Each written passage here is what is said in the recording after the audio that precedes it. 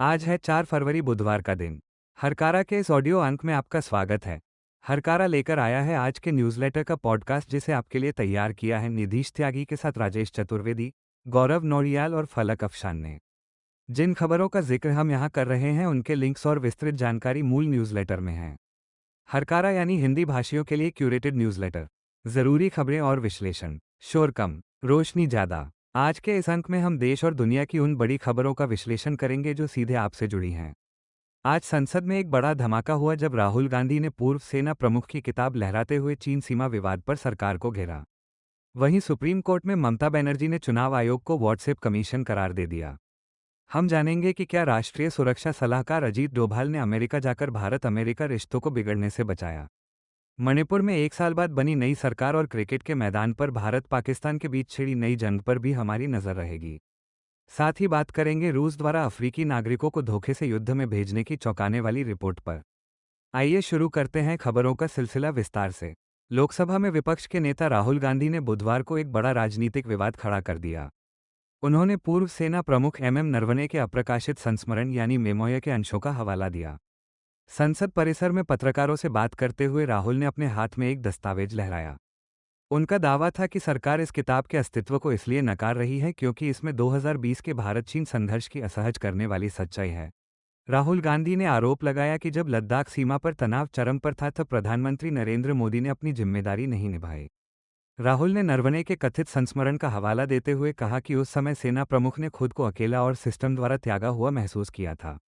राहुल ने घटनाक्रम का ब्यौरा देते हुए बताया कि जब चीनी टैंक भारतीय सीमा में घुस आए थे तो जनरल नरवणे ने रक्षा मंत्री राजनाथ सिंह को फोन किया। राजनाथ सिंह ने पहले कोई जवाब नहीं दिया। बाद में उन्होंने कहा कि मैं ऊपर से पूछकर बताऊंगा। राहुल का आरोप है कि ऊपर से स्टैंडिंग ऑर्डर था कि अगर चीनी सेना आती है तो बिना अनुमति गोली नहीं चलानी है, जबकि सेना फायर करने के लिए तैयार थी। सरकार ने सदन में इस किताब के अस्तित्व को ही नकार दिया है। राहुल ने चुनौती दी है कि अगर प्रधानमंत्री में हिम्मत है तो वे सदन में आएं और वे उन्हें ये किताब देंगे। इंडियन एक्सप्रेस में दीप्तिमान तिवारी और जतिन आनंद की रिपोर्ट के मुताबिक राहुल गांधी और कांग्रेस सांसदों ने संसद में एक बैनर लहराया जिस पर पीएम मोदी की तस्वीर के साथ लिखा था, जो उचित समझो वो करो। राहुल गांधी का दावा है कि सरकार इस किताब को इसलिए छुपा रही है क्योंकि इसमें 2020 के भारत चीन संघर्ष की सच्चाई है। राहुल ने आरोप लगाया कि जब चीनी टैंक भारतीय सीमा में घुस आए थे तब जनरल नरवणे ने रक्षा मंत्री राजनाथ सिंह से संपर्क किया लेकिन उन्हें कोई स्पष्ट निर्देश नहीं मिला। राहुल ने कहा कि पीएम मोदी ने जिम्मेदारी से पल्ला झाड़ते हुए कहा था कि जो उचित समझो वो करो। राहुल का कहना है कि उस समय सेना प्रमुख ने खुद को सिस्टम द्वारा त्यागा हुआ महसूस किया था। सरकार ने सदन में इस किताब के अस्तित्व को ही नकार दिया है। इस हंगामे के कारण पीएम मोदी का राष्ट्रपति के अभिभाषण पर जवाब भी टालना पड़ा। पश्चिम बंगाल की मुख्यमंत्री ममता बनर्जी ने सुप्रीम कोर्ट में चुनाव आयोग के खिलाफ तीखा हमला बोला है। इंडियन एक्सप्रेस की रिपोर्ट के मुताबिक ममता ने अदालत में रविंद्रनाथ टैगोर को उद्धृत किया और खुद को बंधुआ मजदूर बताया। यह मामला बंगाल में चल रही मतदाता सूची संशोधन प्रक्रिया को लेकर है। ममता बनर्जी और उनकी लीगल टीम ने आरोप लगाया कि चुनाव आयोग मनमाने ढंग से मतदाता सूची से नाम हटा रहा है। ममता ने दावा किया कि शादी के बाद सरनेम बदलने वाली महिलाओं के नाम भी मिसमैच बताकर हटाए जा रहे हैं। उन्होंने कोर्ट में कहा कि जो काम आमतौर पर 2 साल में होता है वो बंगाल में 3 महीने में निपटाया जा रहा है। उन्होंने आरोप लगाया कि इस आपाधापी में 100 से ज़्यादा लोगों की मौत हुई है। ममता ने अपने तर्कों को धार देते हुए चुनाव आयोग को व्हाट्सएप कमीशन करार दिया। उनका कहना था कि भाजपा शासित राज्यों से आए माइक्रो ऑब्जर्वर स्थानीय अधिकारियों की अनदेखी कर रहे हैं। लगभग 58 लाख नाम हटा दिए गए हैं। हालांकि सुप्रीम कोर्ट ने उनकी याचिका पर चुनाव आयोग और बंगाल के सीईओ को नोटिस जारी किया है। तृणमूल कांग्रेस ने इसे अपनी बड़ी जीत बताया है। सीजेआई सूर्यकांत ने ममता को आश्वस्त किया कि किसी भी निर्दोष नागरिक का नाम लिस्ट से नहीं कटने दिया जाएगा। टेलीग्राफ और ब्लूमबर्ग की रिपोर्ट के अनुसार वाणिज्य मंत्री पीयूष गोयल ने लोकसभा में देश को आश्वस्त किया है कि अमेरिका के साथ होने वाले व्यापार समझौते में भारत के कृषि और डेयरी क्षेत्र सुरक्षित हैं। ये बयान तब आया जब व्हाइट हाउस ने कहा कि दिल्ली अब रूसी तेल नहीं खरीदेगा और अमेरिकी क्षेत्रों में $500 अरब का निवेश करेगा। गोयल ने बताया कि भारतीय सामानों के लिए अमेरिकी टैरिफ 50% से घटाकर 18% कर दिया जाएगा। उन्होंने कहा कि यह सौदा मेक इन इंडिया को बढ़ावा देगा। इसी बीच ब्लूमबर्ग ने पर्दे के पीछे की कूटनीति का खुलासा किया है। रिपोर्ट के मुताबिक सितंबर 2025 में राष्ट्रीय सुरक्षा सलाहकार अजीत डोभाल को रिश्तों को बचाने के लिए वाशिंगटन भेजा गया था। उस समय डोनाल्ड ट्रंप ने भारत को मृत अर्थव्यवस्था कहा था जिससे रिश्ते बिगड़ गए थे। डोभाल ने अमेरिकी विदेश मंत्री मार्को रूबियो से साफ कहा कि दिल्ली को धमकाया नहीं जाएगा। डोभाल ने ये संदेश दिया कि ट्रंप की टीम भारत की सार्वजनिक आलोचना बंद करे। इसके बाद ट्रंप ने मोदी को फोन किया और रिश्तों में जमी बर्फ पिघलनी शुरू हुई। लगभग एक साल के राजनीतिक शून्य के बाद मणिपुर में नई सरकार का गठन हो गया है। द न्यू इंडियन एक्सप्रेस के मुताबिक वरिष्ठ मैतेई राजनीतिज्ञ और भाजपा नेता युमनाम खेमचंद सिंह ने मुख्यमंत्री के रूप में शपथ ली है। जातीय संतुलन साधने के लिए सरकार में 2 उपमुख्यमंत्री बनाए गए हैं। कुकी समुदाय से आने वाली नेमचा किपगेन राज्य की पहली महिला उपमुख्यमंत्री बनी हैं। उन्होंने नई दिल्ली स्थित मणिपुर भवन से वर्चुअली शपथ ली। वहीं नागा समुदाय के लोसी दिखा ने भी उपमुख्यमंत्री पद की शपथ ली। इनके अलावा 2 अन्य मैतेई विधायकों ने मंत्री पद की शपथ ली। ये कदम राज्य में शांति बहाली की दिशा में एक महत्वपूर्ण प्रयास माना जा रहा है। हालांकि कोकीजो काउंसिल ने इस सरकार का कड़ा विरोध किया है। इंडियन एक्सप्रेस की रिपोर्ट के मुताबिक काउंसिल ने कुकी विधायकों को फरमान सुनाया है कि वे इस सरकार में शामिल न हों। काउंसिल का कहना है कि जब तक अलग प्रशासन की मांग पूरी नहीं होती वे उस सरकार का हिस्सा नहीं बनेंगे जिसने उन पर अत्याचार किए हैं। नेमचा किपगेन ने वर्चुअली शपथ ली है, जो राज्य में अभी भी जारी तनाव को दर्शाता है। भारत अमेरिका व्यापार समझौते की खबरों के बीच किसान संगठनों ने एक बार फिर आंदोलन की चेतावनी दी है। वरिष्ठ किसान नेता प्रेम सिंह भंगू ने कहा है कि अगर अमेरिकी उत्पाद देश में धकेले गए तो हमारे किसान बर्बाद हो जाएंगे। हरप्रीत बाजवा की रिपोर्ट के अनुसार संयुक्त किसान मोर्चा ने चेतावनी दी है कि यदि समझौते में कृषि या डेयरी उत्पाद शामिल हुए तो 2020 जैसा आंदोलन फिर होगा। मोर्चा का कहना है कि वाणिज्य मंत्री पीयूष गोयल का दावा अमेरिकी अधिकारियों के दावों से मेल नहीं खाता। अमेरिकी कृषि सचिव ब्रूक रोलिस ने कहा था कि इस सौदे से अमेरिका भारत के बाजार में अधिक कृषि उत्पाद निर्यात करेगा।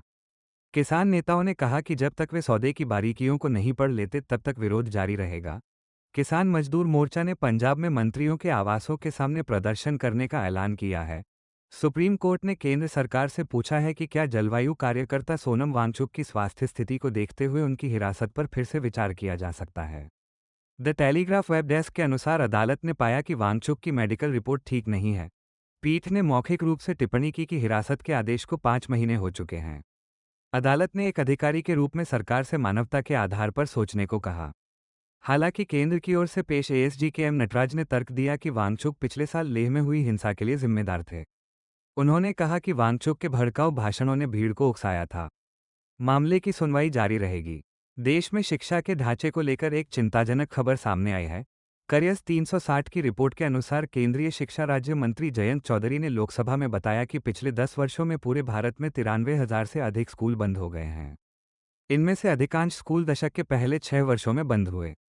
आंकड़ों के मुताबिक उत्तर प्रदेश में सबसे ज्यादा लगभग 24,000 स्कूल बंद हुए हैं। इसके बाद मध्य प्रदेश का नंबर आता है जहां 22,000 से अधिक स्कूल बंद हुए। पश्चिम बंगाल और जम्मू कश्मीर में भी हजारों स्कूलों पर ताला लगा है। हालांकि राज्य सरकारें अक्सर इतने बड़े पैमाने पर स्कूल बंद होने से इनकार करती रही हैं, लेकिन संसद में पेश किए गए ये आंकड़े स्थिति की गंभीरता को दिखाते हैं। उत्तराखंड सरकार ने अपनी शिक्षा नीति में बड़ा बदलाव करते हुए मदरसा बोर्ड को भंग कर दिया है। नरेंद्र सेठी की रिपोर्ट के मुताबिक अब मदरसों की जगह राज्य अल्पसंख्यक शिक्षा प्राधिकरण काम करेगा। मुख्यमंत्री पुष्कर सिंह धामी ने कहा कि इसका उद्देश्य छात्रों को आधुनिक शिक्षा देना है। नए नियमों के तहत अब मदरसों में विज्ञान, गणित और कंप्यूटर जैसे विषय पढ़ाना अनिवार्य होगा। हालांकि मुस्लिम संगठनों ने इसका विरोध किया है। उत्तराखंड मुस्लिम सेवा संगठन का कहना है कि यह संविधान द्वारा अल्पसंख्यकों को दिए गए अधिकारों का उल्लंघन है। बिहार में जातीय जनगणना के बाद एक नया विवाद खड़ा हो गया है। द प्रिंट की रिपोर्ट के मुताबिक भूमिहार समुदाय अपनी पहचान को लेकर संघर्ष कर रहा है। उनकी मांग है कि 2015 की एक लिपिकीय त्रुटि को सुधारा जाए और उन्हें आधिकारिक रिकॉर्ड में सिर्फ भूमिहार के बजाय भूमिहार ब्राह्मण का दर्जा वापस दिया जाए। ये दर्जा उन्हें 1931 की ब्रिटिशकालीन जनगणना में प्राप्त था। बेगूसराय और पटना में इसको लेकर आंदोलन तेज हो गया है। मामला राज्य के सवर्ण आयोग तक पहुंच गया है। दिलचस्प बात यह है कि समुदाय के भीतर एक विरोधाभास भी है। एक तरफ लोग ब्राह्मण टैग के लिए लड़ रहे हैं, वहीं दूसरी तरफ एक गुट ओबीसी कोटे की मांग कर रहा है। उनका तर्क है कि जाति सर्वेक्षण के अनुसार 27% भूमिहार गरीब हैं और उन्हें आरक्षण की सख्त जरूरत है। मुंबई के प्रतिष्ठित काला घोड़ा आर्ट्स फेस्टिवल में दलित विद्वान आनंद तेलतुंबड़े की पुस्तक पर होने वाली चर्चा को अंतिम समय में रद्द कर दिया गया है। इंडियन एक्सप्रेस की रिपोर्ट के मुताबिक आयोजकों ने पुलिस के अनुरोध का हवाला दिया है। हालांकि मुंबई पुलिस ने इससे इनकार किया है। चर्चा का विषय राजनीतिक कैदियों के आख्यानों पर आधारित था। आनंद तेलतुंबड़े ने इस स्थिति को हास्यास्पद बताया है। उन्होंने कहा कि उनकी किताब पहले ही प्रकाशित हो चुकी है और उस पर कई जगहों पर चर्चा हो चुकी है। लेखिका नीता कोल्हटकर ने इसे कैंसल कल्चर का उदाहरण बताते हुए लोकतंत्र के लिए बुरा संकेत कहा है। गौरतलब है कि तेलतुंबड़े को एल्गार परिषद मामले में गिरफ्तार किया गया था और फिलहाल वे जमानत पर हैं। रॉयटर्स की रिपोर्ट के अनुसार पाकिस्तान के सुरक्षा बलों ने ड्रोन और लड़ाकू हेलीकॉप्टरों का इस्तेमाल करते हुए बलूचिस्तान के नुश्की शहर को विद्रोहियों से वापस ले लिया है। इस 3 दिन की भीषण लड़ाई में 58 लोगों की मौत हुई है। बलूच लिबरेशन आर्मी ने शनिवार को समन्वित हमले किए थे जिससे प्रांत लगभग ठप हो गया था। विद्रोहियों ने पुलिस स्टेशनों और सरकारी इमारतों पर कब्जा कर लिया था। पाकिस्तान ने हमेशा की तरह इन हमलों के लिए भारत को जिम्मेदार ठहराया है लेकिन कोई सबूत नहीं दिया। भारत के विदेश मंत्रालय ने इन आरोपों को खारिज करते हुए कहा है कि इस्लामाबाद को अपनी विफलताओं को छुपाने के बजाय बलूचिस्तान के लोगों की मांगों पर ध्यान देना चाहिए। मेलिंडा फ्रेंच गेट्स ने अपने पूर्व पति बिल गेट्स के यौन अपराधी जेफरी एप्स्टीन के साथ संबंधों पर चुप्पी तोड़ी है। सीएनएन की रिपोर्ट के मुताबिक मेलिंडा ने कहा कि नए दस्तावेजों को देखकर वे अविश्वसनीय दुख से भर गई थीं। उन्होंने कहा कि वे उस सारी गंदगी से दूर होकर खुश हैं। हाल ही में जारी दस्तावेजों में पता चला है कि एप्स्टीन ने बिल गेट्स के साथ अपने बिगड़ते रिश्तों और गेट्स की वैवाहिक कलह का जिक्र किया था। बिल गेट्स के प्रवक्ता ने इन दावों को झूठा बताया है। मेलिंडा ने कहा कि यह उनकी शादी का बहुत दर्दनाक समय था और उनकी संवेदनाएं एप्स्टीन की शिकार लड़कियों के साथ हैं। पॉलिटिको की रिपोर्ट बताती है कि यूक्रेन अब अपनी सुरक्षा के लिए अमेरिका या नाटो पर भरोसा करने के बजाय आत्मनिर्भर बनने की रणनीति अपना रहा है। इसे स्टील पोर्क्यूपाइन यानी फौलादी शाही नाम दिया गया है। इसका मतलब है देश को इतना मजबूत बनाना कि कोई उस पर हमला न कर सके। अमेरिका में डोनाल्ड ट्रंप की वापसी की संभावनाओं को देखते हुए कीव ने ये कदम उठाया है। यूक्रेन अपनी सेना को 8 लाख सैनिकों तक ले जा रहा है और खुद के ड्रोन व मिसाइल बना रहा है। राष्ट्रपति ज़ेलेंस्की का मानना है कि भविष्य की सुरक्षा बाहरी वादों पर नहीं बल्कि खुद की उत्पादन क्षमता पर निर्भर करती है। सीएनएन की एक चौंकाने वाली इन्वेस्टिगेशन में खुलासा हुआ है कि रूस अफ्रीकी पुरुषों को नौकरी का झांसा देकर यूक्रेन युद्ध में लड़ने के लिए मजबूर कर रहा है। केन्या और अन्य अफ्रीकी देशों के युवाओं को अच्छी तनख्वाह और रूसी नागरिकता का लालच दिया जाता है, लेकिन वहां पहुंचते ही उन्हें जबरन सेना में भर्ती कर लिया जाता है। रिपोर्ट के मुताबिक रूसी सैनिक इन अफ्रीकी लड़ाकों को कैन ओपनर की तरह इस्तेमाल करते हैं, यानी उन्हें आगे भेजकर यूक्रेनी माइंस और फायरिंग का पता लगाते हैं। जो लोग भागने की कोशिश करते हैं उन्हें गोली मारने की धमकी दी जाती है। केन्या और दक्षिण अफ्रीका ने इस समस्या को स्वीकार किया है, लेकिन रूस ने चुप्पी साधे रखी है। आधुनिक भारत के सबसे प्रतिष्ठित समाजशास्त्रियों में से एक आंद्रे बेतेई का 91 वर्ष की आयु में निधन हो गया है। उन्होंने भारतीय समाज, जाति और वर्ग की संरचना को समझने में एक नई दृष्टि प्रदान की थी। बेतेई ने दशकों तक दिल्ली स्कूल ऑफ इकोनॉमिक्स में पढ़ाया और अशोक विश्वविद्यालय के पहले चांसलर भी रहे। इतिहासकार रामचंद्र गुहा और अर्थशास्त्री कौशिक बसु ने उनके निधन पर गहरा शोक व्यक्त किया है। बेतेई ने कास्ट, क्लास एंड पावर जैसी कालजयी किताबें लिखी थीं। उन्हें अकादमिक क्षेत्र में योगदान के लिए पद्म भूषण से सम्मानित किया गया था। पाकिस्तान क्रिकेट बोर्ड और भारत के बीच चैंपियंस ट्रॉफी को लेकर तनाव चरम पर है। येल यूनिवर्सिटी के सुशांत सिंह अपने लेख में लिखते हैं कि पाकिस्तान का ये फैसला कि उनकी टीम भारत के खिलाफ 15 फरवरी को मैच नहीं खेलेगी वहां की राजनीतिक अराजकता को दिखाता है। हालांकि वे ये भी कहते हैं कि अगर पाकिस्तान में अराजकता है तो भारत में क्रिकेट का राजनीतिकरण हो चुका है। बीसीसीआई अब केवल एक खेल संस्था नहीं रही है। रिपोर्टों के अनुसार अगर पाकिस्तान मैच का बहिष्कार करता है तो उसे भारी आर्थिक नुकसान उठाना पड़ सकता है। क्रिकेट का पूरा आर्थिक मॉडल भारत पाकिस्तान मैच पर टिका है।